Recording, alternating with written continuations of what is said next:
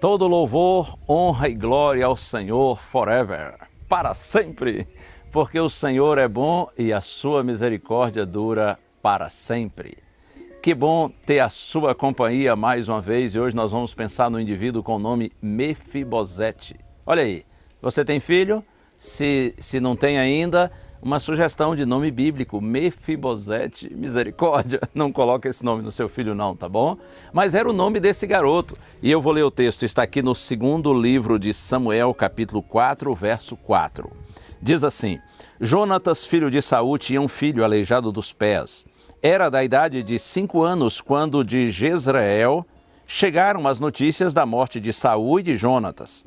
Então sua ama o tomou e fugiu. Sucedeu que, apressando-se ela a fugir, ele caiu e ficou manco. Seu nome era Mefibosete. Conforme você viu, Mefibosete era filho de Jonatas e, consequentemente, neto do rei Saul. Por ter nascido em um leito real, Mefibosete era um príncipe em Israel. O texto diz que ele era coxo, pois, conforme a nossa leitura aqui, uma ama deixou Mefibosete cair quando eles estavam fugindo por causa da notícia da morte do seu pai e do seu avô, do rei Saul e do príncipe Jonatas.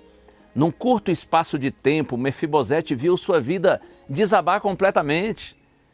Ele perdeu, no mesmo dia, o pai, o avô, a vida de um príncipe e ainda se tornou aleijado por conta do acidente que sofreu.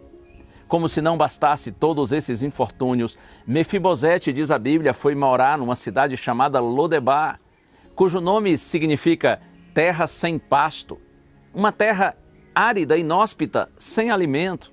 Lá havia muita miséria, não havia pasto para o gado por causa da seca da sua terra. Os moradores da cidade de Lodebar eram em sua maioria pobres e doentes. Mefibosete ficou esquecido nessa região desolada até o dia em que Davi descobriu que o filho de Jonatas ainda estava vivo. E a Bíblia diz que, movido por bondade e compaixão, o rei Davi mandou chamar Mefibosete à sua presença. E temendo por sua vida, ele se humilhou na presença do rei Davi. Confira depois na sua Bíblia, 2 Samuel, capítulo 9. Mefibosete, diante de Saul, do rei Davi, ele se humilha, ele coloca seu rosto em terra e o rei Davi diz assim: Mefibosete, e ele diz: eis aqui teu servo. Mefibosete não sabia, mas a intenção de Davi era restituir suas propriedades que ele deixou para trás quando fugiu com medo de ser morto por Davi ou por algum inimigo do seu pai e do seu avô. O jovem príncipe era rico, mas morava na pobreza, numa terra seca e sem futuro. Para surpresa dele, depois de dizer que restituiria suas propriedades, Davi ainda acrescentou: e tu sempre comerás pão à minha mesa. Comer à mesa do rei era muito mais do que ter direito ao alimento, era ter direito à intimidade com o rei, amizade com o rei, relacionamento com o rei. É claro que Mefibosete não iria precisar mais de alimento, porque Davi restituiu todas as terras que pertenciam ao seu pai e ao seu avô. Mas a grande questão é que Mefibosete receberia agora, além dos bens, o carinho, o respeito, a bondade de Davi. Sabe que essa experiência do rei Davi com esse jovem nos faz pensar na graça de Deus para com todos nós. Todos nós também, por causa do pecado, fomos separados do Senhor e condenados à morte eterna. Mas a graça do Senhor Jesus veio sobre você e sobre mim. E nós agora, pela graça do Senhor, temos restituído o nosso direito de vida e de vida eterna. E você e eu, nós podemos nos assentar à mesa do Rei dos Reis e Senhor dos Senhores. A gente pode viver em relacionamento com Cristo.